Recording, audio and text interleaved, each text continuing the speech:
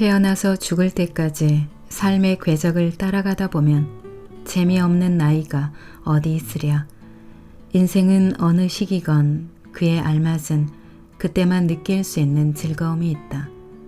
그것을 충분히 느끼며 산다면 성공한 인생이다. 안녕하세요.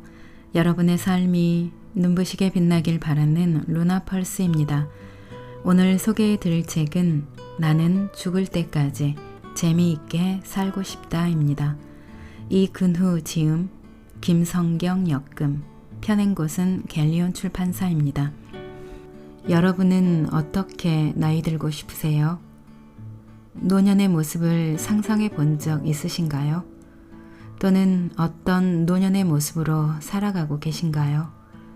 이 책은 죽음의 위기를 몇 차례 넘기고 7가지 병과 더불어 살아가면서도 늘 유쾌한 노학자 이근후 선생님과 30살엔 미처 몰랐던 것들을 쓴 김성경 작가님이 함께 쓴 나이 들매 지혜가 담긴 책입니다.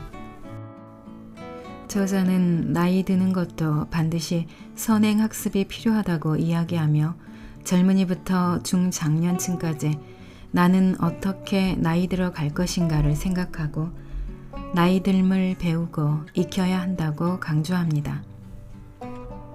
책의 프롤로그에 이런 말이 써 있습니다. 나이 든다는 것은 누구에게나 좋은 일이 아닙니다. 하지만 누구에게나 오는 것이기 때문에 이 또한 받아들여야 할 생의 궤적입니다. 나이 들어 좋은 점이라기보다 나이 들면서 좋은 일, 즐거운 일을 만들어 가겠다는 마음가짐이 훨씬 중요하지요. 책의 목차를 말씀드리겠습니다. 1장, 나는 죽을 때까지 재미있게 살고 싶다. 2장, 이렇게 나이 들지 마라. 3장, 40살에 살았더라면 더 좋았을 것들. 4장, 사람은 무엇으로 사는가. 5장, 인생의 새로운 출발점에 서 있는 그대에게입니다. 멋지게 나이 들고 싶은 사람들을 위한 인생의 기술. 나는 죽을 때까지 재미있게 살고 싶다. 책의 내용 중에서 일부 읽어드리겠습니다. 오늘도 책과 함께 편안하고 따스한 시간 되시기 바랍니다. 제목, 뭐가 그리 억울한가. 나이 들어 보세요. 재미있어요. 백발의 노신사가 젊은이에게 한 말이다.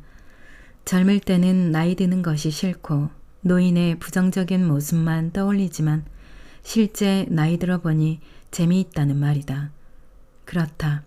태어나서 죽을 때까지 삶의 궤적을 따라가다 보면 재미없는 나이가 어디 있으랴. 물론 20살의 즐거움과 40, 50살이 되었을 때 느끼는 삶의 즐거움은 전혀 다르다. 그러나 달라서 더 특별하고 가치가 있다. 그걸 모르고 현재 나의 상태를 다른 시기와 비교한다면 우리는 일생토록 후회하고 억울한 삶을 살아야 할 것이다. 지금을 살면서도 한 번도 제대로 살지 못하는 슬픈 삶이다. 인생은 어느 시기건 그에 알맞은 그때만 느낄 수 있는 즐거움이 있다. 그것을 충분히 느끼며 산다면 성공한 인생이다. 세상에 존재하는 모든 것에는 음향이 있기 마련이다. 밝음이 있으면 어둠이 있다. 좋은 점이 있으면 나쁜 점이 있다. 영원히 간직하고 싶은 젊음의 열정과 에너지가 오히려 젊음을 좌절시키기도 한다. 힘없고 느리기만 한 늙음이 천천히 익어가는 술처럼 그윽한 인생의 향을 뿜어낸다. 그러므로 좋은 것이 늘 좋으리란 법은 없으며 나쁜 것이 언제나 나쁜 것도 아니다. 우리에게 필요한 것은 어느 한쪽만 보는 것이 아니라 바로 보는 것이다. 단점이 있다면 노력을 기울여 보완하고 장점은 갈고 닦아 내 삶에 힘이 되도록 해야 한다. 좋은 기운을 북돋아 나쁜 기운을 잠재우도록 해야 한다. 중년 이후를 바라본다는 것은 나이 들어 좋아지는 것과 나빠지는 것을 구별하고 이해하는 데 있다. 나이가 들면 분명 나빠지는 것들이 있다. 가장 확실하게 나쁜 것은 바로 육체의 노화다. 사실 나이 들면 건강이 나빠질 일만 남았지 거꾸로 좋아지지 않는다. 이는 누구나 알지만 스스로에게 적용하기란 쉽지 않다. 입으로는 받아들이면서도 마음 한쪽에서는 그래도 나는 다를 것이라고 생각한다. 그런 생각에 계속 붙들려 있으면 억울함과 애석함만 커질 뿐이다. 노화, 즉 몸의 변화에 맞서는 가장 좋은 방법은 수능이다. 탤런트 김혜자 씨가 이런 말을 했다. 나이가 들어 불편한 것은 돋보기를 꺼내야 하니 책 보는 게 거추장스럽죠. 하나님은 다 좋은데 늙어서 눈은 나쁘게 하지 말지 그걸 왜 그랬을까 곰곰 생각해 본 적이 있어요. 나이 먹어서 책을 보면 많이 알게 되고 그러면 앞에 나서게 되니 그냥 뒤에 가만히 앉아 있으라고 눈을 나쁘게 했나 보더라고요. 김혜자 씨의 부드러운 미소와 딱 맞아떨어지는 생각이다. 이런 자세라면 나빠지는 청력과 시력에 별 거부감 없이 자연스럽게 보청기를 끼고 돋보기를 쓸 것이다. 보청기와 돋보기는 거추장스러운 게 아니다. 오히려 젊어서 듣지 못했던 소리, 보지 못했던 세세한 것까지 보도록 노력하게 만드는 고마운 물건이다. 또 하나, 나이 들미 두려운 이유가 기억력이 떨어지는 뇌력 저하다. 이런저런 약속과 집안 행사를 잊어버린다거나 지갑이나 열쇠를 어디에 두었는지 도통 생각이 나지 않을 때 이런 정말 늙었나 봐 라는 식으로 스스로를 비아냥대기도 한다. 이 말이 입버릇이 되면 나도 모르게 더 빨리 나이 들어버린다. 나도 수첩을 양복 안주머니에 넣어둔 것을 잊어버려 고생한 일도 있고 바로 어제 일이 기억나지 않은 적도 여러 번이다. 처음엔 충격이 컸다. 하루 종일 사라진 기억을 생각해내느라 스트레스를 많이 받았다. 지금은 대수롭지 않게 여긴다. 수십 년 뇌 속에 쌓아왔으니 용량이 꽉 찼을 것이다. 이젠 나의 뇌가 알아서 자동으로 필요하지 않은 것들을 입력시키지 않을 뿐이라고 생각하면 마음이 편해진다. 생각이 느려지고 행동이 둔해지는 것도 당연하다. 한창 때의 젊은이처럼 행동하지 않는다면 이 또한 나이 들매 미덕이다. 생각해보라. 나이 들면 중요하게 해야 할 일이 적어지고 나를 찾는 사람도 줄어드니 바삐 서두를 것은 없지 않은가.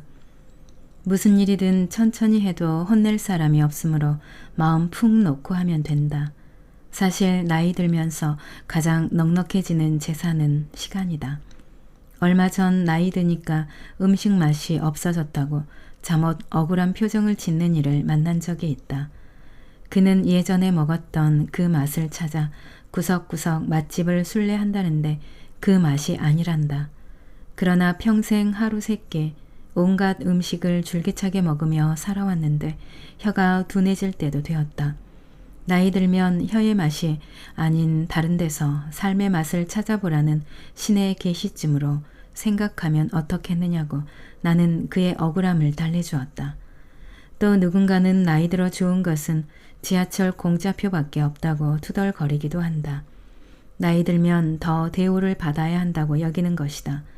그런데 공짜표가 어디인가? 아마도 나이 들었다고 무료로 지하철을 태워주는 나라는 우리나라밖에 없을 것이다. 굉장한 혜택이다. 거기에 박물관 입장료도 깎아주는 등 찾아보면 이런저런 경로 우대 혜택이 많다. 지하철에 타면 젊은이들이 알아서 자리를 비켜주기도 한다. 맡아놓은 자리처럼 앉을 수 있으니 얼마나 좋은가. 자가용이 따로 없다. 사실 내가 나이가 들었다고 억울해하지만 않는다면 굉장히 행복하다. 왜냐하면 지금까지 경험해보지 못한 것, 이전에는 알지 못했던 새로운 감동이 아주 많기 때문이다. 그 즐거움을 누릴 생각은 하지 않고 억울한 생각만 하면 무기력해지고 우울감에 빠진다. 나이가 들면 좋은 점은 생활이 단순해진다는 것이다. 책임도 의무도 줄어든다. 시간이 늘어나고 인내심이 많아지고 감정이 섬세해진다. 평소에 바쁘다는 핑계로 하지 못했던 일들을 불어난 시간에 하나씩 해보는 재미를 누리는 것도 좋다. 여행을 하고 글을 쓰거나 악기를 배워도 좋으리라. 더디 진도가 나가도 누가 뭐라 하지 않을 것이다. 오히려 새로운 시작을 칭찬해 주리라. 나이가 들면 긴 시간이 드는 일을 찾아 제대로 시작해보라. 잘 안 돼도 서툴러도 시간이 넉넉하므로 내 자신을 기다려 줄 수 있다. 요즘 나는 매일 아침 잠자리에서 눈을 뜰 때마다 신기하다. 주위에는 밤에 자다가 세상을 떠난 동창이나 선후배가 많다. 나 또한 내일이 반드시 예약되어 있지 않다. 그래서 아침에 눈을 뜨면 가장 먼저 와, 눈 떴구나 하고 쾌재가 터져 나온다. 그 순간의 찰나적인 신비감이라니. 젊을 때는 이런 신비감을 단 한 번도 느낀 적이 없다. 그때는 아침마다 기계적으로 일어나 하루를 시작했을 뿐이다. 그러나 지금은 나에게 남은 생물학적 여명이 적다는 데서 오는 하루하루의 희열감에 매일 아침이 행복하다. 이것도 나이든 자들만이 느낄 수 있는 특별한 감동이다. 일본 시인 이사의 하이쿠다. 얼마나 운이 좋은가. 올해에도 모기에 물리다니. 딱 내 심정이다. 한 살 한 살 나이 들어간다고 억울해하지 마라. 제대로 살지도 못했는데 벌써 이렇게 나이 들었다고 후회하지 마라. 누가 뭐래도 우리는 할 수 있는 만큼 살았고 일했고 즐겼다. 지금 내 나이에서 느낄 수 있는 즐거움을 찾아내는 것이 더 급하다. 내가 쓸 수 있는 인생의 시간은 지금 이 순간에도 줄어들고 있다. 내 마음속에는 지금도 철들지 않는 소년이 살고 있다. 난 3살이기도 하고 5살이기도 하고 37살이기도 하고 50살이기도 해. 어린애가 되는 것이 적절할 때는 어린애인 게 즐거워. 또 현명한 어른이 되는 것이 적절할 때는 현명한 어른인 것이 기쁘네. 어떤 나이든 될 수 있다는 것을 생각해 보라고. 미치 앨범의 모리와 함께한 화요일 중에서였습니다. 어린 시절 동무들과 밤하늘에서 별이 떨어지기를 기다렸다가 그 별을 주우러 뛰어간 적이 있다. 몇 시간을 달려가 풀밭을 헤매는데 한 친구가 별이다 라고 소리를 질렀다. 우르르 몰려가자 친구가 작은 돌멩이 하나를 내밀었다. 너도 나도 한 번씩 만져보았다. 조금 따뜻한 것 같았다. 그때 별똥별을 줍던 소녀는 백발의 노인이 되었다. 옆에는 그 소년 또래의 손녀딸이 할아버지 별똥별은 유성이고요. 지구로 떨어질 때 대기권에서 다 타버린답니다 라고 똘똘하게 일러준다. 기특한 손녀의 머리를 몇 번 쓰다듬는 나. 그래도 나는 여전히 별똥별 줍던 소년의 머리를 간직하고 있다. 아직도 유성은 별이 누는 똥이라고 생각하는 소년이 내 안에 살고 있다.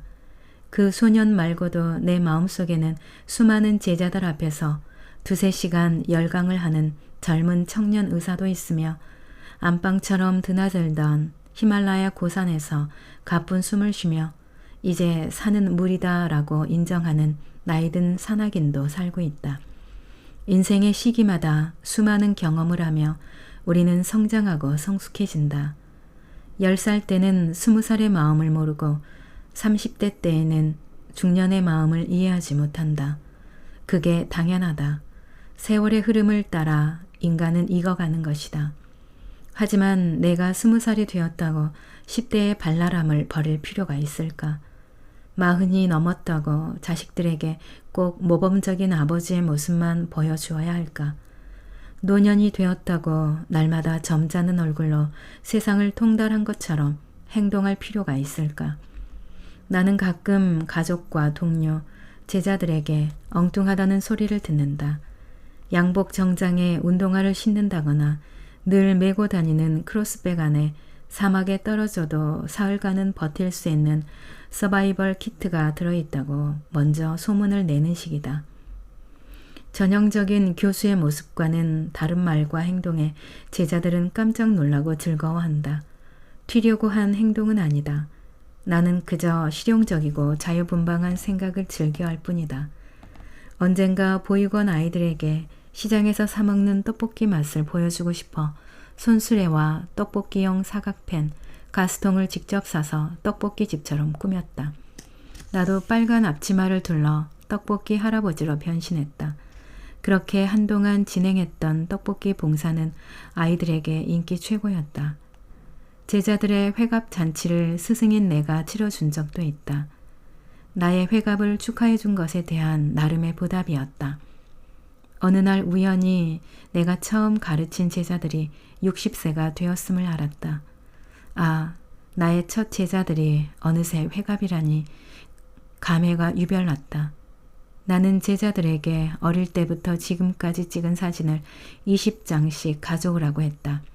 나는 그 사진에 글을 첨부하여 60년이란 제목의 CD를 구웠다. 그리고는 예약한 식당에서 식사를 하면서 회갑 기념으로 CD를 준비했다. 조촐한 회갑 잔치였다. 교수님이 제자 회갑 잔치를 차려주는 경우는 본 적이 없습니다. 라며 개면쩍어 하는 제자들에게 내가 말했다. 살면서 형식에 너무 얽매일 필요는 없어. 서로 즐겁고 좋았다면 이것이 새 형식이 될 수 있지 않을까. 스승이 제자 환갑을 치러주는 게 무슨 큰일이라고. 나의 일탈에 고마운 마음이 들고 제자 아끼는 이 방식이 마음에 들면 너희들도 제자들에게 똑같이 해주면 돼. 나는 내가 스승이라는 이유로 목에 힘만 주고 싶지 않았다. 나의 마음에는 장난을 좋아하고 다른 사람을 즐겁게 해주고 싶어 안다라는 소년이 살고 있다. 이렇게 하면 재미있을 것 같아 라는 생각을 나이 들었다고 억누를 필요는 없다. 물론 평상시에도 소년의 치기로 살아간다면 문제겠지만 가끔 모두에게 행복함을 주는 느슨함은 꼭 필요하다. 나이답게 사는 것이 언제나 엄숙하게 살라는 말이 아님을 알아야 한다. 그래야 마음이 건강하다. 인생이 재미있다. 그것을 잘 조율할 줄 아는 것이 진짜 어른이다. 사랑하는 사람들에게 무엇을 남기고 떠날 것인가.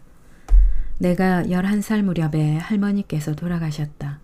할머니의 상해를 따라가면서 나는 줄곧 생각했다. 죽으면 땅속에 묻힐 텐데 그러면 숨은 어떻게 쉴까? 할머니는 땅속에서 얼마나 답답하실까? 내가 도와드릴 방법은 없을까? 답은 없었다.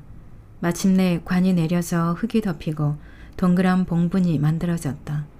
나는 슬픔보다는 땅속에 갇힌 할머니를 도와드릴 수 없다는 사실에 우울했다. 엊그제 대학 동기의 부음을 듣고 문득 그때의 막막함이 떠올라 가슴이 답답했다. 우리가 죽음을 두려워하는 이유는 사후 세계에 대한 정보가 전혀 없기 때문이다. 죽었다가 다시 살아 돌아온 사람은 없다. 간혹 죽은 줄 알았는데 다시 심장이 뛰는 사람들이 있긴 하다. 그들 중 일부가 죽음 뒤의 세계에 대해 증언하지만 내가 죽지 않고서야 그 말이 사실인지 확인할 길은 없다. 죽음을 보통 저 세상에 간다고 표현한다. 이사 간다는 개념이다. 그런데 새로 이사가는 집이 판잣집인지 아파트인지 전원주택인지 알 수 없다. 모른다는 것에서 오는 근본적인 불안이 바로 죽음에 대한 두려움의 실체다. 위대한 문호 톨스토이 작가로서 심형과 같은 인간의 마음을 꿰뚫었던 그도 말년에는 죽음에 대한 공포에 시달렸다. 그는 죽음을 입구가 좁고 안이 깊은 검은 가방이라고 일기장에 적었다. 그 가방 속에는 먼저 세상을 떠난 어머니와 형제들, 자녀 4명이 갇혀 있다고 생각했다. 예수는 어땠을까? 예수는 십자가에 못 박힐 때 죽음에 대한 두려움이 전혀 없었을까? 아니다. 하느님의 아들 예수도 분명 죽음이 두려웠을 것이다. 그러나 예수는 죽음을 선택하지 않고는 달리 방법이 없음을 알았다. 살아서 해결할 수 없다면 아버지 하느님의 뜻대로 하소서가 예수의 생각이었다. 그래서 무거운 십자가를 짊어지고 손바닥에 못이 박히는 엄청난 고통도 감내할 수 있었다. 내가 아는 큰 스님은 암에 걸리자 의사의 옷자락을 붙잡고 살려달라고 했다. 어느 신부님은 사후 안구 기증을 약속해놓고 번복하기도 했다. 혹자들은 이런 성직자들의 모습에 실망하고 노골적인 험담을 한다. 죽음을 두려워하지 않아야 완벽한 사람이라고 여기는 것은 오히려 인간이 죽음에 대해 얼마나 큰 불안을 갖고 있는지를 반증한다. 그러나 인간이면 누구나 성직자 혹은 뛰어난 정신세계를 가진 이라도 죽음에 대한 원초적인 두려움을 갖고 있다. 그 두려움을 넘어서려는 자리에 인간적인 고뇌가 있다. 고뇌가 깊을수록 죽음을 받아들이는 자각 과정을 거친다. 인간이면 누구나 죽는구나, 나도 피할 수 없구나 하고 수긍한다. 죽음에 대한 마음의 준비인 것이다. 이 준비 과정에 나의 의지가 얼마나 들어가느냐에 따라 죽음의 모습과 태도가 달라진다. 내가 생각하는 가장 인간적인 죽음은 솔직한 죽음이다. 아, 정말 무섭다, 두렵다 하면서 죽음을 맞는 것은 전혀 부끄러운 일이 아니다. 그러나 죽음의 공포를 이겨내기 위한 자기만의 방법을 찾아내는 것도 의미 있는 일이다. 이런 죽음의 고뇌가 인간을 더욱 인간답게 하며 남은 삶을 가치 있게 한다. 그 과정 없이 쓰러져 죽어가는 사람이 우리 주위에는 얼마나 많은가. 비행기는 고도를 차츰차츰 낮추면서 착륙한다. 그래야 안전하고 부드럽게 착륙할 수 있다. 죽음도 연착륙해야 한다. 두려움과 충격을 줄이고 자연스러운 죽음을 맞이하기 위한 준비가 평소에 이루어져야 한다. 어떤 스님들은 임종이 가까워지면 상좌들에게 역대 큰 스님이 어떤 모습으로 돌아가셨는지 알아오라고 한다. 앉아서 돌아가셨느냐, 물구나무 선 채 돌아가셨느냐 등을 물어보는 것이다. 남에게 보이고자 멋지게 죽으려는 것이 아니다. 이 또한 마음의 준비 과정일 뿐이다. 젊었을 때 나는 촛불처럼 죽고 싶었다. 마지막 촛농까지 모두 타고 녹아 없어지듯 내 몸과 마음이 소멸하기를 바랐다. 생명이 붙어있는 한 끝까지 고고하게 살아내겠다는 각오다. 손톱만큼 남은 촛불이라도 그 밝음을 필요로 하는 사람이 있으면 좋지 않겠는가. 만약 세월이 더 흘러 기력이 다해 침대에 누워 지낼 수밖에 없는 날들이 온다면 네팔에서 찍어온 풍경이나 내가 좋아하는 영화 등을 보며 삶을 정리하는 모습을 상상해 보기도 했다.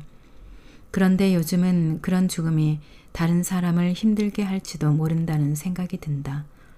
또 나에게 견뎌낼 에너지가 있을지도 의문이다.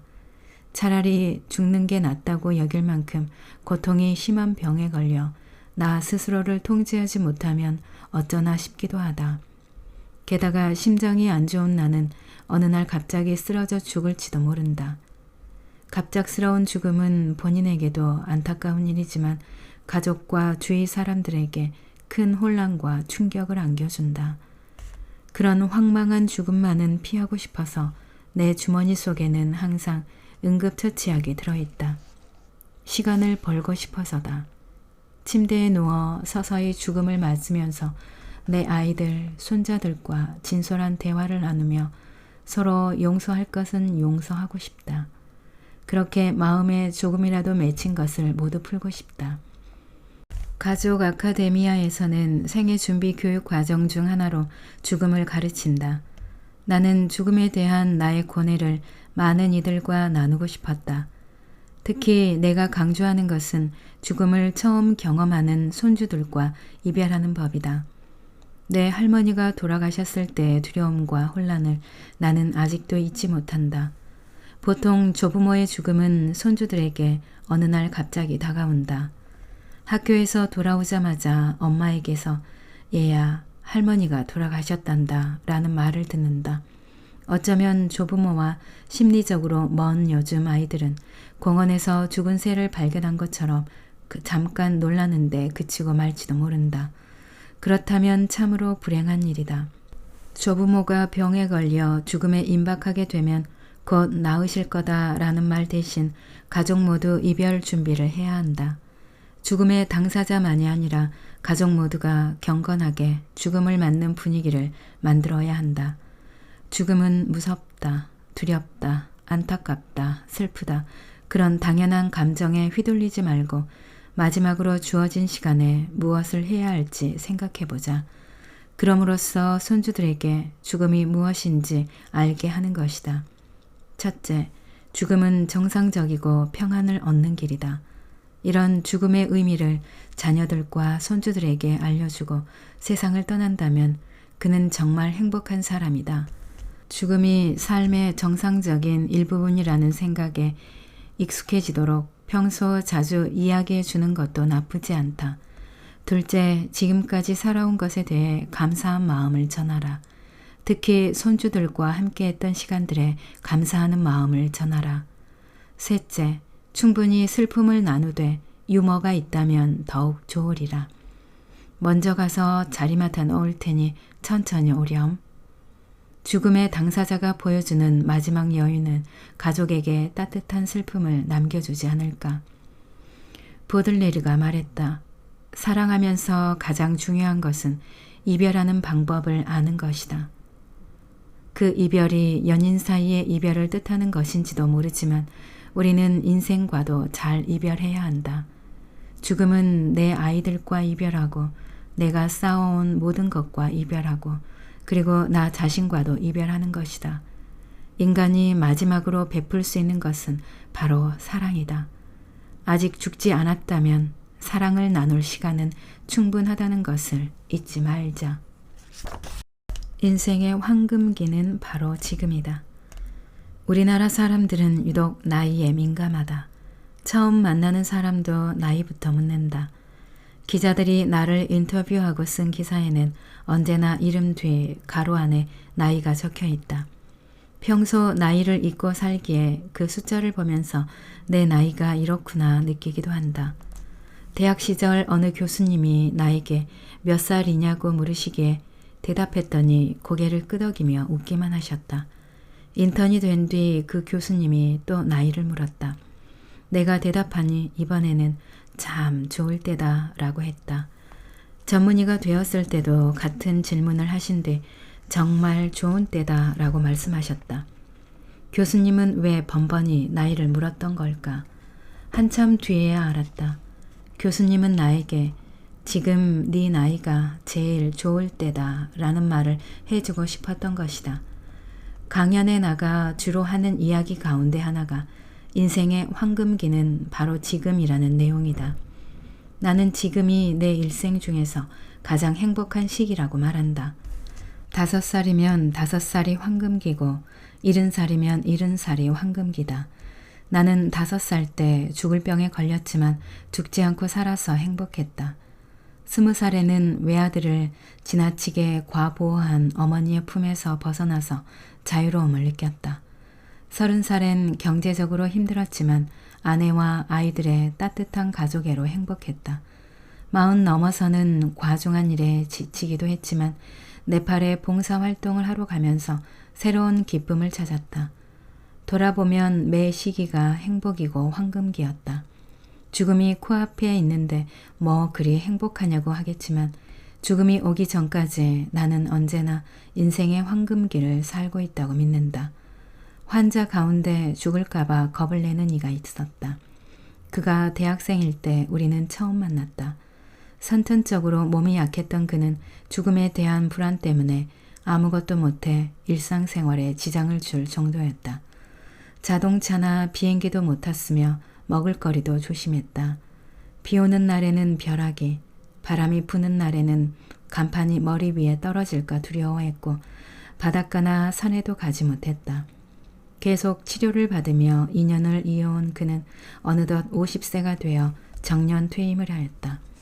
시간이 약이라는 말처럼 그의 증세도 세월이 흘러 희미해졌다. 하루는 그가 이렇게 말했다. 선생님, 저는 왜 그리 죽음이 무서웠던 거죠? 그냥 재미있는 거 하고 맛있는 거 먹고 가고 싶은데 다 가보면서 살았으면 좋았을 텐데요. 그는 걱정하고 두려워하며 보낸 지난 시간을 진심으로 후회했다.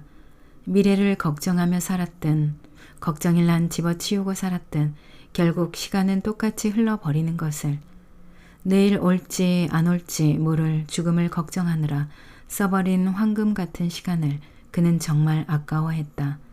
나는 그에게 혹 이번에는 지난 세월을 후회하느라 지금 시간을 낭비하지 말라고 충고해 주었다. 뭔가 깨달음이 있었는지 그는 내가 참여하는 문학 동아리 모임에 나오고 싶다고 했다.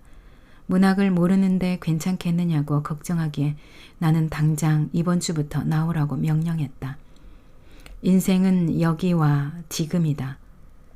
행복을 즐길 시간과 공간은 바로 지금 여기다. 이것을 깨닫지 못하는 이들은 항상 다른 곳 바깥에만 시선을 두고 불행해한다. 뇌 속에서 행복한 감정을 불러일으키는 물질은 엔도르핀이다. 엔도르핀은 과거의 행복한 기억, 미래에 다가올 행복 때문에 생기는 게 아니다. 지금 내가 즐거워야 엔도르핀이 형성된다. 사람이 어떻게 늘 행복하기만 하느냐고, 슬프고 괴로운 때도 있지 않느냐고 묻는 이들도 있는데 그런 이분법적인 생각에서 벗어나야 한다. 괴롭고 힘들지만 그럼에도 즐겁다고 말해야 하는 것이다. 좋든 나쁘든 나에게 닥친 이 순간에 충실할 때만이 인생은 즐거워진다. 톨스토이가 말했다. 지금 하고 있는 일을 사랑하라. 지금 이 순간을 사랑하라. 지금 만나는 사람을 사랑하라. 지난날 이따금 나에게 나이를 물으셨던 교수님을 다시 뵌다면 어떨까? 교수님은 또 물으셨을 것이다. 자네 올해 몇인고? 그러면 나는 대답할 것이다. 네, 78세입니다. 가장 좋은 나이지요.